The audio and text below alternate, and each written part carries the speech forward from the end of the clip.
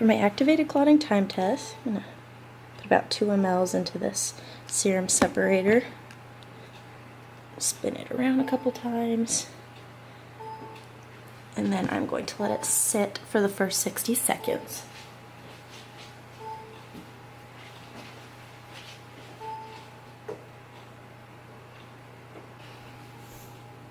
Now I'll tilt it looking for first sign of a clot at about 5-second intervals.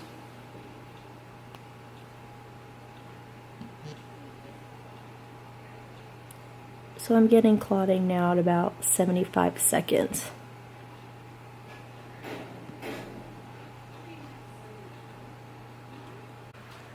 So we do not have any incubation machines or water heaters or warmers here, so when we read our activated clotting time test, we just do it manually with a timer right when we put the blood into the tube. So to do my blood smear, I'll need 2 slides, my blood, and then a pipette. So I'm gonna take a little bit of the blood here. And I'm just gonna squirt just a small amount onto my slide. I'm gonna take my second slide, tilt it at about a 45-degree angle, and I'm gonna pull back, and when I do, the blood is gonna expand, and I'm gonna wait till it does it all the way. And then I'm going to push out. And then I'll let it sit and dry. So now I'm going to stain my dried blood smear into each of these quick stains. I just dip it in here about 10 times each.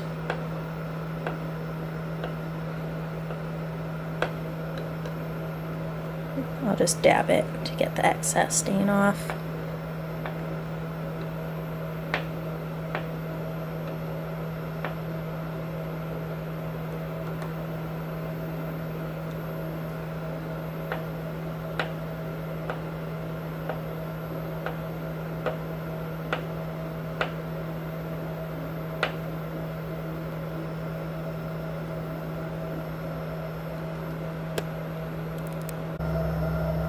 Then I'm going to take it to the sink and just rinse the back off, get all the extra stain off.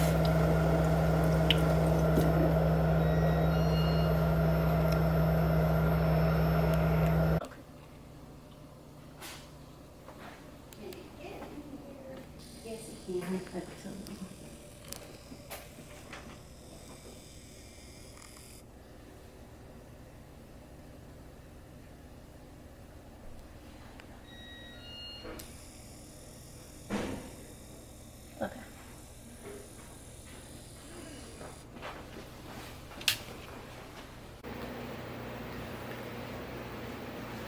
To draw my blood sample, I'm going to use this red top tube, which is a clot activator, and then this red top tube, and then I will use this vacutainer with a 22-gauge needle. That's how I'll draw my blood sample.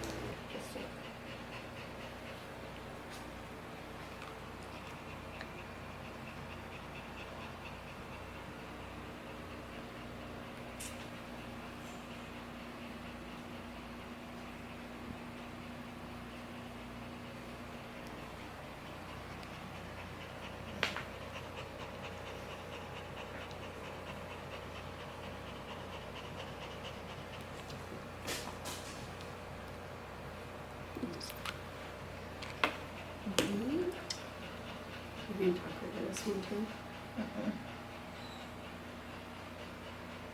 Where'd your blood go? There it goes.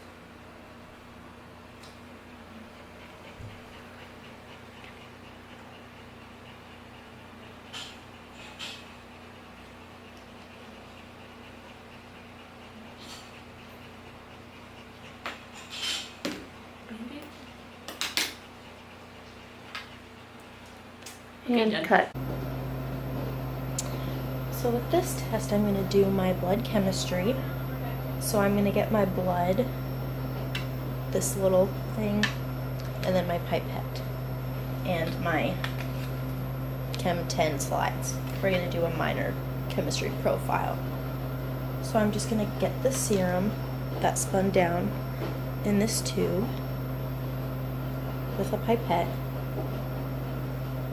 and I'm going to fill this up.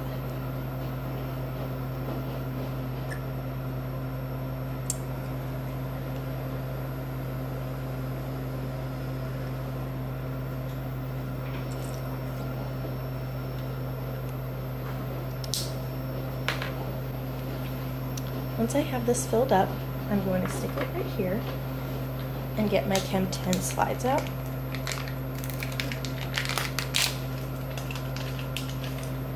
I'm going to open this and stick it in here.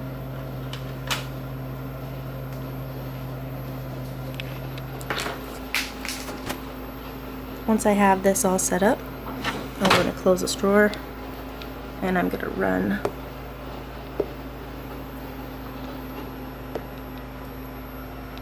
and then run. Then I'm going to press the button and wait till my results are ready.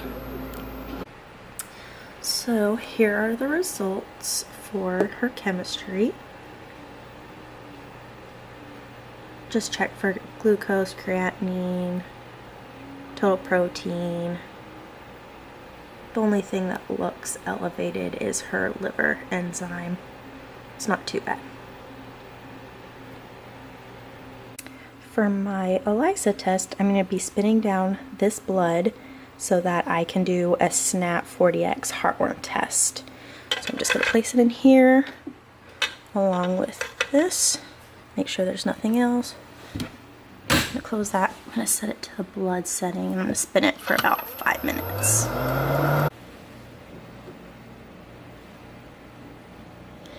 Now that my blood is done spinning out, I've got the serum separated for my heartworm test. First I'm going to take this glue conjugate and I'm going to put 4 drops of this into my test tube. Then I'm going to take 3 drops of my serum.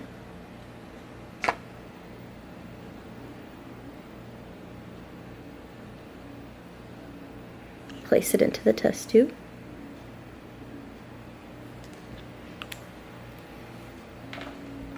I'm going to roll it around. And then I'm going to place it, pour it onto that SNAP test.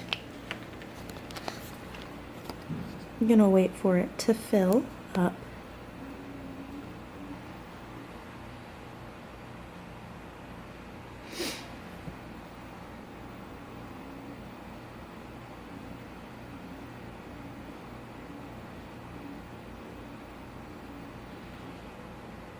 And then I am going to snap it. I'll set it up here and then run my test.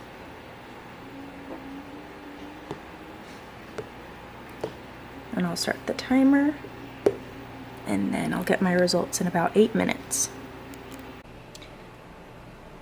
For this next procedure, I'll do my packed cell volume test. I'll have my blood and my clay and my small hematocrit tube. So with this, I'm going to stick my tube in here and let it fill up.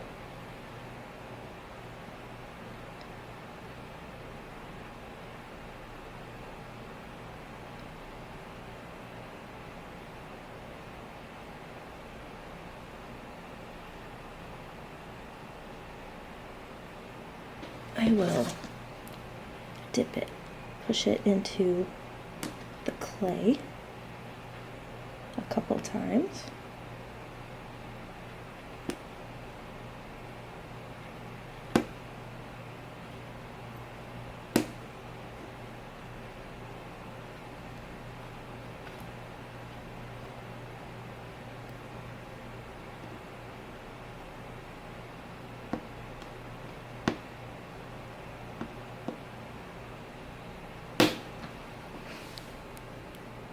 Then I'm going to stick my tube into the centrifuge.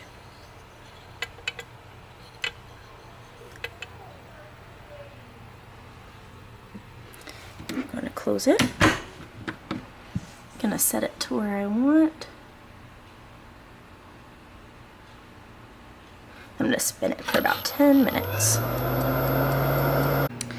So with our spun out hematocrit tube, we're going to line the bottom part up to the 0, the top part up to the 100, and we're going to measure out to where the serum and the blood meet. So it looks like it is about 52–53%.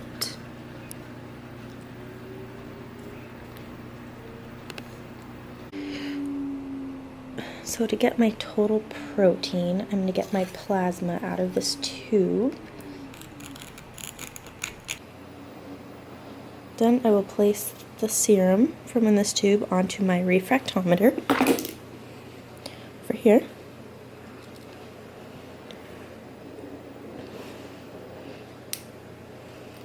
And then I'm going to read it.